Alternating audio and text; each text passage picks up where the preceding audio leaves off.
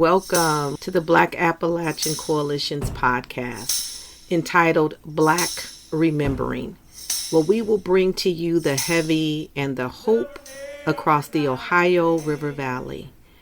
We want to remember who we are, where we've come from. We want to speak to the oral history of what we've done, what we've achieved. We want to speak to the ills that we have experienced while also finding solutions to those problems, those issues. We want to deal with the narrative that has kept us deeply rooted in despair. Now we want to punch through that narrative and stand up and say, we are remembering our Black past, and we are rooted, and we are here to stay. Welcome to Black Remembering. We hope that you find your place, your space, and your voice in this podcast. Welcome to the Black Remembering Podcast. I'm Tanya Whitfield, and I am the narrative organizer interviewing Miss Lyric. She is a community leader and a local hip-hop artist. So my first question for her will be, tell us a little bit about yourself and your community and the difference between Chicago and Kentucky. Like she said, I grew up in Chicago. I came to Kentucky in 2003, August. I remember that date so well. And the difference is Chicago. And if you're from Chicago or even know anything about Chicago, it's Chicago. It's such a big difference. I love Kentucky. It's more quieter, greener, and less traffic than Chicago. But still, that's home. Been down here 25 plus years, 49, 4 grandbabies, 2 children, grown children. And I care about my people a lot. What was your community like growing up? Well, I had the type of mom. She was that little bougie old Black lady, and she took us somewhere in Chicago where it was heavily segregated. I mean, not by the time we got there, but it was. We want you here, but we don't want you here. So we were pretty much like not in the hood. We were where all the white people didn't want us at. My schooling, it was normal. I really didn't experience any type of racism until I came to Kentucky because my mama kind of shielded me from it. That's why she took me on the north side of Chicago so I can kind of get a, feel for every nationality, everybody, not just people who look like me. So it was pretty dope. How has both of the cities that you love changed? Well, with Chicago, it's been heavily gentrified. A lot of people's been pushed out of their places to stay, and just because they built Starbucks and whatever they wanted to do is beautiful, don't get me wrong, but a lot of people lost their homes. They tore down a lot of projects. I mean, I guess it's for the greater good, I guess, quotation marks, but it changed a lot. They tore down all the projects. I mean, that was a good thing, but at the same time, now you have a lot of displaced people. And as for Kentucky, when we came down here, it wasn't Chicago, so I was loving it. I got to walk through hoods wearing whatever color I wanted to, and it was just beautiful. But now I'm starting to see it like home because it's like all this violence. And I know that's saying a lot, me coming from Chicago, it's like they breed killers up there. And I didn't feel it was like that in Kentucky, or maybe I wasn't a part of that scene, so I didn't know. But as for now, from 2003 till now, it's gotten bad, real bad. I lost a lot of people. What environmental things have you noticed since moving to Kentucky? Maybe the air quality or, factories or even things that you might not think is environmental, but you would put in that same category. That Jif factory, it smells amazing. But the smoke that's going up into our atmosphere, that could not be healthy at all. The air quality is really thick, and that can't be too good. It's bad. What are your hopes for your current community for now and for the future? Black unity. The only way out is from within. We're going to have to self-inventory, go within ourselves, see ourselves so we can see ourselves in these children and help them. Because all these marches and walking and praying. We need to get in the trenches. We need to talk to these babies. Some of them ain't got mamas, daddies, or whatever. And my goal and what I see in the future is Black unity. Us taking the whole and not holding anyone else but ourselves responsible for our future. So this is where me and Miss Lyric gonna be me and Miss Lyric. So I'm gonna preface this as don't be scared. You know what I'm saying? We just going to go off script a little bit, but this is where we're going to get the magic, the real guts, the real deepness. So I know you had kind of talked about it a little bit as far as you just don't like them killing our babies. Because whether we know them or not, they're our babies, they're our children. They were future doctors, lawyers, future scientists, even hip-hop artists, like whatever. But that was their future that was just ripped from them. And it hurt their families, their friends, even people that didn't even know them, because I'm a mama. And so that's like another baby taken out this world. And I know for me, I've been doing a lot of nonprofit work, and so I've met a lot of the leaders, a lot of the powers that be, as I call them, but I still don't feel like that they're doing everything possible that they could be doing. And I guess I say it nicely by saying, you know, they put a Band-Aid on a bullet hole, but if you have a bullet hole, a Band-Aid's really not going to help with that. So I'm being kind of nice when I say that. But what do you feel is going on when it comes to that manner? I think it's all by design, because they're quick to pull over a hardworking Black man because his taillight was out and it ends up in death. But you got the guys and girls on the block that you know what they're doing. You roll past every day, see them saying in the same spot. You know they're killing each other, but you turn a blind eye. I feel that is by design, because why have to take us out when we can do it ourselves?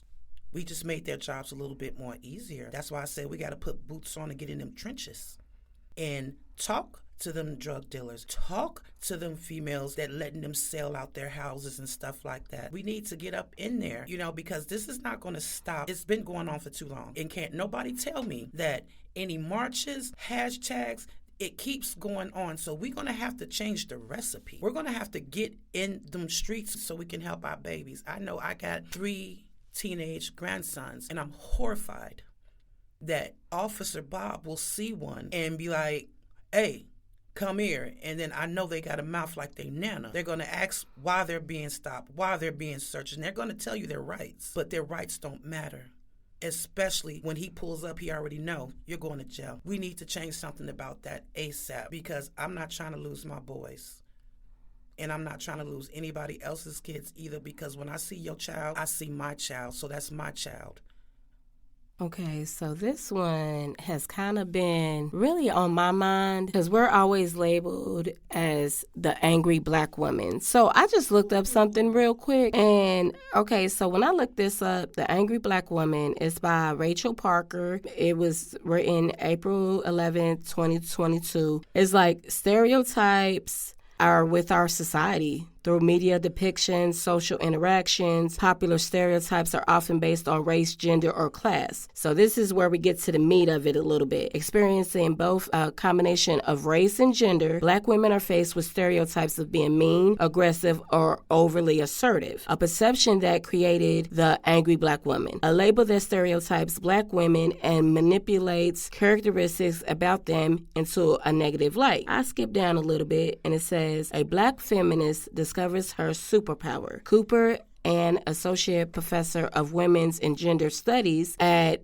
Rutgers University, gives reasoning to what this label for Black women means in broader socialite terms. Whenever someone weaponizes anger against Black women, it is designed to silence them. It is designed to discredit them and to say that they are overreacting, that they are being hypersensitive, that their reaction is outsized, said Cooper. Black women's reaction not being taken seriously or seen as exaggerations are another way of silencing them and regulating them to begin being background characters in their own narrative. Instead of being acknowledged as an individual along with their experiences being seen as valid, Black women are placed back into their box with the stereotypes of overreacting, being too loud, or taking these things too personal. And just hearing that as a Black woman, I can get that a little bit. We are very intellectual. Me and my cousin, we have deep conversations about this stuff. So we listen to both sides. And I feel like that's why we are even more articulate. But my thing is, how am I overly assertive? I mean, I'm not really good with definitions, but that just sounds like a slap in the face. Like, what do you mean? That's supposed to be a good thing. Because if I'm in a situation where I know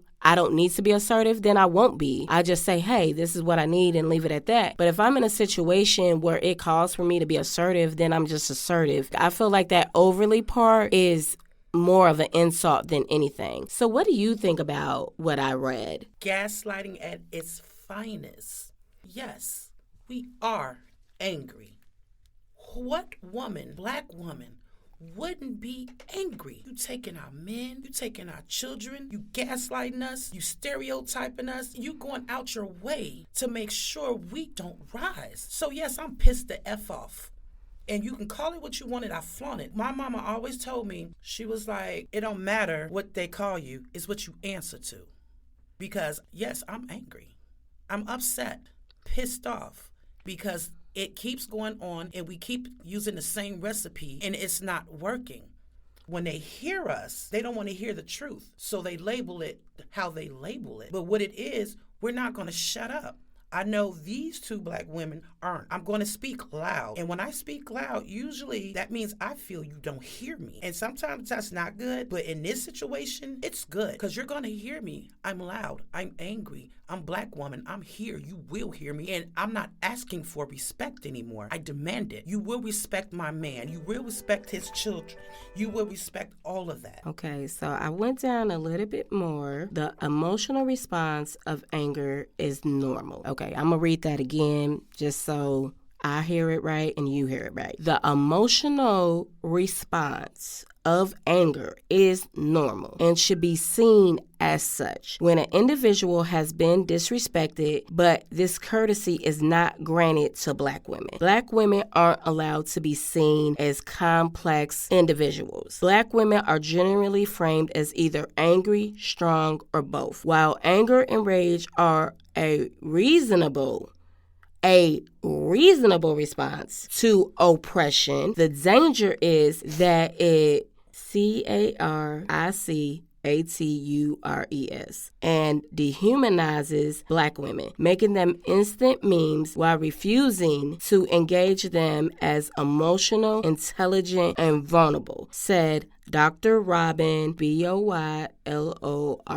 And she also says, a professor in the Communication Studies Department at the University of Alabama connects her comment with the notion that if a woman is not smiling or in some state of happiness, she is perceived to be angry. For Black women, this works against them even more in combating perceptions of being less than the capacity to showcase only one emotion. Can I tell a quick story very quick? Oh, yes, you can.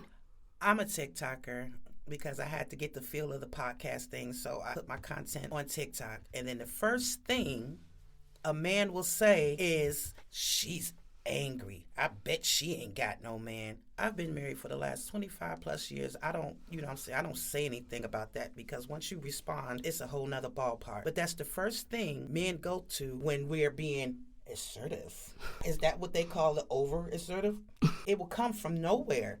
Mm-hmm. I will be saying some real stuff, real tea, real spill. And the first thing to come out there, you're bitter.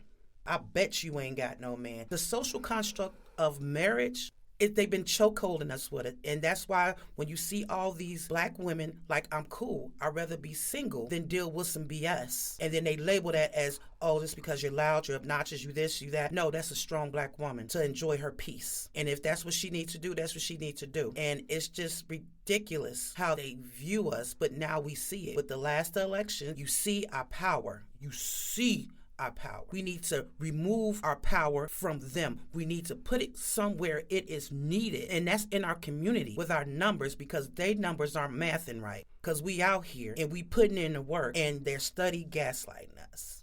Ooh, and I tell you what, I'm so grateful for this. And, you know, I'm so grateful for your time because She works, she goes to school, she takes care of the grandbabies, she helps me out with my princesses, and for her to take her time out of her day to come and hang out with us and just to speak truth. And, and I can't wait until everybody hears this. This is just what it is. This is how we talk on a regular. Like, this is just a regular conversation. All we're doing now is we got headphones and we're on a mic. Other than that, like, this is us. Yeah. So, I don't want to take any more of your time because, man, we can go for another hour, I promise. But I hope when y'all hear this at any time, because this will be all over the world, I really genuinely hope that for real, in all seriousness, that you hear something, whether it's from my cousin, whether it's from me, whether it's from anything that we're doing, we're saying, that it just resonates with you even a little bit, because I genuinely believe that when you hear something that just makes you feel hope, makes you feel better, even a little bit about yourself, that is why we do this. This is not just a job for me.